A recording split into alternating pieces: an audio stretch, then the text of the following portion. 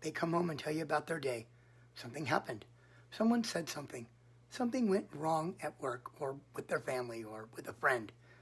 You listen, and the moment they finish, you start solving. Have you tried? What if you just, I would have said, next time you should, you mean well. You're trying to help. You're trying to take the weight off them, but you can see in real time their face changing.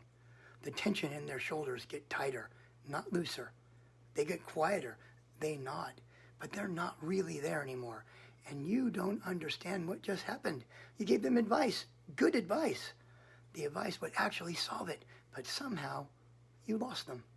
Here's what's actually happening. They weren't looking for the answer.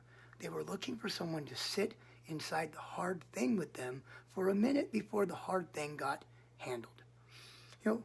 They wanted you to feel it with them, to say that's awful, to say I'm sorry that happened, to let it be heavy in the room for a second before anyone reached for a fix.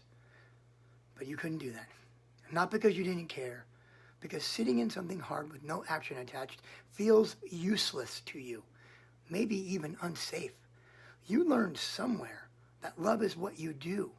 Love is showing up, solving things, making it better. Sitting in someone's pain without fixing it doesn't feel like love. It feels like watching them drown.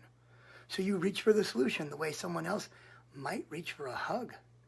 You're not failing them by trying to fix it. You're showing them love the only way you were ever taught.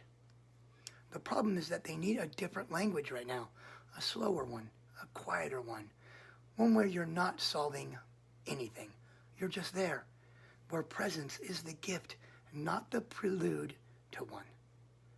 And that language is hard for you because presence felt like doing nothing, and doing nothing felt like failing. If they've ever told you they just want you to listen and you genuinely didn't know what they meant, this is what it meant. Not do nothing. Be with me. There's a difference. And it's a difference you can learn one conversation at a time, one breath before the fix at a time, because they were never asking you to stop being the solver. They were asking you to be the person first and the solver second.